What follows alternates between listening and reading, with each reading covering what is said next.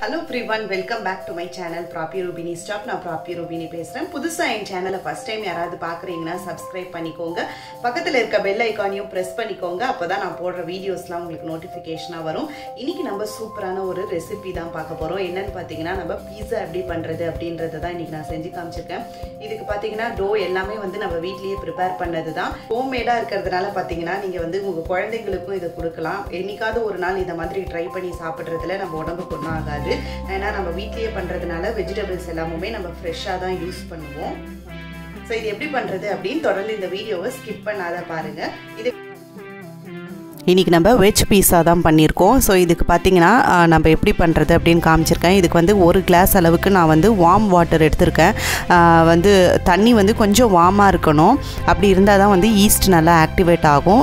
நம்ம இன்றைக்கி வந்து ஒரு 4 பீட்சா அளவுக்கு வரா மாதிரி பண்ணுறதுனால பார்த்திங்கன்னா 1 டம்ளர் அளவுக்கு சேர்த்துக்கிறோம். அதில் பார்த்திங்கன்னா ஒரு 3 டீஸ்பூன் அளவுக்கு நம்ம சுகரை வந்து நல்லா கொஞ்சம் மிக்ஸ் பண்ணி விட்டுட்டு அதுக்கப்புறமா வந்து நம்ம ஈஸ்ட் வந்து அதே மாதிரியே ஒரு 3 டீஸ்பூன் அளவுக்கு திருப்பி நம்ம இதை சேர்த்துக்கலாம். சேர்த்து கொஞ்சம் மிக்ஸ் பண்ணி விட்டுட்டோன்னா நல்லா வந்து நம்மளுக்கு ஒரு 10 மினிட்ஸ் இல்லை 20 மினிட்ஸில் நல்லா ஆக்டிவேட் ஆகிடும். அதுக்கப்புறமா வந்து அதை நம்ம மிச்சம் இருக்கிற மாவில் மிக்ஸ் பண்ணுறதை பார்க்கணும். நான் உங்களுக்கு வந்து ஆக்டிவேட் ஆனதுக்கப்புறம் காமிக்கிறேன். இதை வந்து லைட்டாக வந்து நம்ம இதை மாதிரி ஒரு மிக்ஸ் பண்ணி நம்ம ஒரு மூடி போட்டு வச்சிடணும். ஒரு 10 மினிட்ஸ் ரெஸ்ட் பண்ணிவிட்டு அதுக்கு அப்புறமா பார்த்தோன்னா பார்த்திங்கன்னா உங்களுக்கு இந்த மாதிரி ஆக்டிவேட் ஆகியிருக்கும். இப்போ நம்ம மாவு கலக்கிறதுக்கு பார்த்திங்கன்னா மைதா வந்து 750 கிராம்ஸ் அளவுக்கு நம்ம இன்றைக்கி எடுத்துருக்கிறோம். அழகாக பார்த்திங்கன்னா உங்களுக்கு ஒரு 4 பீஸா அளவுக்கு பண்ணலாம் இந்த அளவுக்கு எடுத்திங்கன்னா நீங்கள்.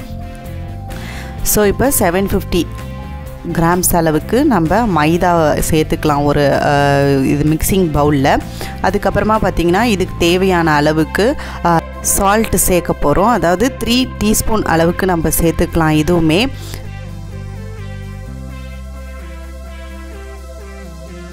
அதே மாதிரியே நம்ம 3 டீஸ்பூன் அளவுக்கு ஆயில் சேர்த்துக்கலாம். ஸோ ஆயில் வந்து பார்த்திங்கன்னா ஆலிவ் ஆயில் இருந்துச்சுன்னா நீங்கள் ஆலிவ் ஆயில் சேர்த்துக்கலாம். இல்லைனா ரீஃபைண்ட் ஆயில் தான் இருக்குன்னா நீங்கள் அந்த ரீஃபைண்ட் ஆயிலையுமே சேர்த்துக்கலாம். ஒரு 3 டீஸ்பூன் அளவுக்கு ஆயிலையும் சேர்த்துட்டு அதுக்கப்புறமா பார்த்திங்கன்னா நம்ம எடுத்து வச்சுருக்கிற ஈஸ்ட் இருக்கு இல்லையா அதோட வாட்டரையுமே நம்ம சேர்த்து நல்லா மிக்ஸ் பண்ணிக்கலாம். ஸோ இது பார்த்திங்கன்னா 750 கிராம்ஸுக்கு நம்ம எடுத்து வச்சுருக்க அந்த 1 டம்ளர் தண்ணின்றதே உங்களுக்கு வந்து தேவையான அளவுக்கு இருக்கும். அப்படியும் உங்களுக்கு மாவு வந்து கையில் ஒட்டுற மாதிரி இருந்ததுன்னா லைட்டாக நீங்கள் வந்து மைதா மாவை வந்து ஸ்ப்ரிங்கிள் பண்ணிவிட்டு அதை நீங்கள் கலந்து விட்டுட்டிங்கன்னா அழகான உங்களுக்கு வந்து டவ் கிடச்சிரும். ஸோ கையில் வந்து ஒட்டாத அளவுக்கு இருக்கணும் மாவு. நல்லா ஒரு 10 நிமிஷத்துக்கு பிசையணும். அப்போ தான் பார்த்திங்கன்னா நல்லா ஈஸ்ட் உங்களுக்கு ஸ்ப்ரெட் ஆகி நல்லா ஆக்டிவேட் ஆகி நம்மளுக்கு டபுள் த சைஸ் வந்து மாவு கிடைக்கும். இப்போ வந்து நம்ம கலந்து வச்சதை பார்த்திங்கன்னா நல்லா கையில் ஒட்டாத அளவுக்கு இருக்குது. இதை வந்து நம்ம ஒரு எண்ணெயை தடவி ஒரு 2 ஹவர்ஸுக்கு வந்து நம்ம டிஸ்டர்ப் பண்ணாத அப்படியே வந்து ஒரு இடத்துல வந்து ரெஸ்ட் பண்ணிடணும் மூடி போட்டு. அதுக்கப்புறமா பார்த்திங்கன்னா உங்களுக்கு இந்த மாதிரி நல்லா ரெய்ஸ் ஆகி வந்திருக்கு பாருங்கள். இப்போ நம்ம இந்த ரெய்ஸ் ஆகி வந்த மாவை வந்து 4 பாகமாக பிரிச்சுக்க போகிறோம். ஏன்னா வந்து நம்ம இன்றைக்கி இதில் வந்து பார்த்திங்கன்னா 4 பீஸா அளவுக்கு பண்ணுற மாதிரி வந்திருக்கு நம்மளுக்கு மாவு.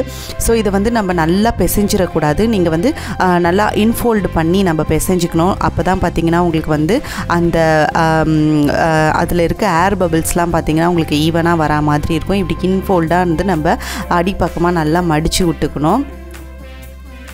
இப்போ வந்து இந்த மாதிரி பண்ணிவிட்டு நம்ம ஒரு 4 பீசஸாக நம்ம வந்து கட் பண்ணி எடுத்துக்கலாம்.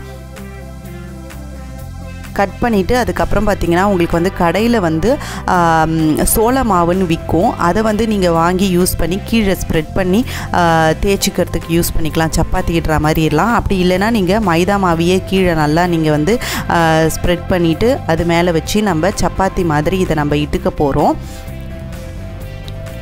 நல்லா வந்து ஒரு பேஸ் கடையில் எந்த மாதிரி ஷேப்பில் இருக்குமோ அந்த மாதிரி நல்லா ரவுண்ட் ஷேப்பில் நம்ம ஃபஸ்ட்டு சப்பாத்தி கல்லை தேய்ச்சிட்டு அதுக்கப்புறமா பார்த்திங்கன்னா அதோட கார்னர்ஸ்லாம் வந்து நம்ம கொஞ்சம் திக்காக்கி விட்டுட்டு நடுவில் வந்து தின்னாக இருக்க மாதிரி நம்ம இந்த மாதிரி ஷேப் பண்ணி எடுத்துக்கலாம். ஸோ கார்னர்ஸ்லாம் வந்து நம்ம இந்த மாதிரி ஒரு பாத்தி கட்டுவோம்ல அந்த மாதிரி வந்து நம்ம அழகாக கையிலேயே வந்து டிசைன் பண்ணிவிட்டு அதுக்கப்புறமா இதை மாதிரி நம்ம பேஸில் வந்து ஹோல்ஸ் குத்திக்கணும். ஏன்னா அப்போ தான் வந்து நம்மளுக்கு நல்லா வெந்து வரும். அதுக்கப்புறம் நம்மளுக்கு தேவையான வெஜிடபிள்ஸ்லாம் நல்லா நம்ம கட் பண்ணி வச்சுக்கலாம். வெங்காயம், தக்காளி, கேப்சிகம், அதுக்கப்புறம் பார்த்திங்கன்னா மஷ்ரூம், உங்கள்கிட்ட கார்ன் இருந்ததுன்னா நீங்கள் அதையுமே சேர்த்துக்கலாம். அதுக்கப்புறம் இந்த மாதிரி பார்த்திங்கன்னா உங்களுக்கு சாஸ் வந்து கடையில் விற்கும் பீஸா சாஸ்ன்னுட்டு இது வந்து நம்ம பீஸா மேலே போடுறது நல்ல டேஸ்டியாக இருக்கும். ஸோ இப்போ வந்து நம்ம ரெடி பண்ணி வச்சுருக்க பேஸில் பார்த்திங்கன்னா இந்த சாஸ் வந்து எவ்வளோ தேவையோ அவ்வளோ அளவுக்கு நம்ம ஸ்ப்ரெட் பண்ணி விட்டுக்கலாம். ஸோ இது நம்ம வீட்லேயே பண்ணுறதுனால என்ன ஒரு பெனிஃபிட்னு பார்த்திங்கன்னா நம்மளுக்கு தேவையான அளவுக்கு எவ்வளோ வெஜிடபிள்ஸோ தேவையோ அவ்வளோவுமே நம்ம சேர்த்துக்கலாம். இப்போ கடையில் பார்க்கும்போது பார்த்திங்கன்னா நம்மளுக்கு டாப்பிங்ஸ்லாம் வந்து கம்மியாக தான் வச்சு தருவாங்க. நம்ம இந்த மாதிரி வீட்லேயே பண்ணுறதுனால பார்த்திங்கன்னா உங்கள் டேஸ்ட்டுக்கு ஏற்ற மாதிரி நீங்கள் வந்து நிறைய வெஜிடபிள்ஸ் போட்டு நல்லா ஹெல்த்தியாக வந்து இதை நம்ம சாப்பிடலாம். அது மட்டும் இல்லாத பார்த்திங்கன்னா உங்கள் வீட்டில் பன்னீர்லாம் இருந்துச்சுன்னா பன்னீரையும் நம்ம சின்ன சின்ன க்யூப்ஸாக கட் பண்ணி இந்த மாதிரி இது கூட சேர்த்து இது சீஸ் துருவி சாப்பிடும் போது நல்லாயிருக்கும். இதுக்கு பார்த்திங்கன்னா நம்ம இன்றைக்கி மொசரெல்லா சீஸ் தான் வந்து யூஸ் பண்ண போகிறோம். நல்லா வந்து சீஸை கிரேட் பண்ணி எடுத்துக்கணும். நம்ம முன்னாடியே வெஜிடபிள்ஸ்லாம் கட் பண்ணும் போதே நம்ம சீஸையும் நல்லா கிரேட் பண்ணி வச்சிட்டோன்னா சிம்பிளாக உங்களுக்கு வந்து இதெல்லாம் இது 2 hours மட்டும் ரெஸ்டிங் டைம் விட்டு பண்ணோன்னா நம்ம வந்து ஒரு 15 minutes 20 minutesலேயே சூப்பராக வீட்லேயே ரெடி பண்ணிடலாம். இப்போ நம்ம மேலே வந்து சீஸை நல்லா ஸ்ப்ரெட் பண்ணிக்கலாம். ஸ்ப்ரெட் பண்ணிவிட்டு இதை நம்ம அவனில் வந்து 200 degreesல ஒரு 15 minutes வச்சு எடுத்தோன்னா நல்லா யம்மியாக ரெடி ஆயிரும் நம்மளுக்கு பீஸா. இப்போ பார்த்திங்கன்னா நம்மளுக்கு அந்த டாப்பிங்ஸுக்காக பார்த்திங்கன்னா ஆரிகனோவும் சில்லி ஃப்ளேக்ஸும் இதுவுமே வந்து நம்ம டேஸ்ட்டுக்கு ஏற்ற மாதிரி எவ்வளோ வேணுமோ அவ்வளோ நம்ம சேர்த்துக்கலாம். சேர்த்துட்டு நான் இப்போ அவனில் வச்சிடலாம். இப்போ பார்த்திங்கன்னா இதுக்கு வந்து ப்ரீ ஹீட் பண்ணணும்னு தேவையில்லை. அப்படியே வந்து நம்ம ஒரு 15 minutes வைக்க போகிறோம். இன்றைக்கி பார்த்திங்கன்னா மைக்ரோவேவ் ப்ளஸ் கன்வெக்ஷன் மோடில் தான் வந்து நம்ம வைக்க போகிறோம். அந்த மைக்ரோவேவ் கன்வெக்ஷன் வச்சுட்டு எவ்வளோ டெம்பரேச்சரோ அந்த டெம்பரேச்சர் வச்சுட்டு 200 degreeல 15 minutes வச்சு நம்ம ஸ்டார்ட் பண்ணிடலாம். ஸோ 15 minutes கழித்து எப்படி இருக்குது அப்படின்னு நான் உங்களுக்கு காமிக்கிறேன். பார்க்குறதுக்கே அவ்வளோ யம்மியாக நல்லா கடையிலேயே நம்ம வாங்குகிற மாதிரி அப்படி இருந்தது. டேஸ்ட்டுமே அவ்வளோ சூப்பராக இருந்தது. ஸோ கண்டிப்பாக ட்ரை பண்ணி பாருங்கள். இந்த ரெசிபி பார்த்திங்கன்னா நான் வந்து மைக்ரோவேவ் இல்லாதையும் பண்ணியிருக்கேன். அதோட லிங்க்கையும் நான் உங்களுக்கு டிஸ்கிரிப்ஷனில் தரேன். ஸோ மைக்ரோவேவ் இல்லாதவங்க நீங்கள் அதை பார்த்து ட்ரை பண்ணலாம். ஸோ அதோட கார்னர்ஸ்லாம் பார்த்திங்கன்னா அவ்வளோ சூப்பராக வெந்து நல்ல டேஸ்டியாக இருந்தது. இதை நம்ம பீசஸாக கட் பண்ணிடலாம். இப்போ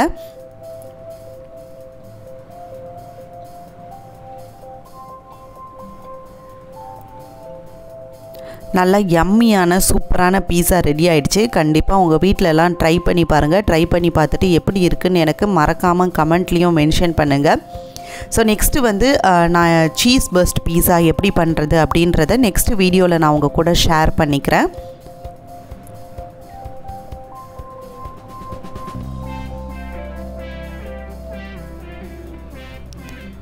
ஸோ இது எப்படி இருக்குது அப்படின்ட்டு இப்போ நம்ம டேஸ்டிங்கும் பண்ணி பார்த்துடலாம்.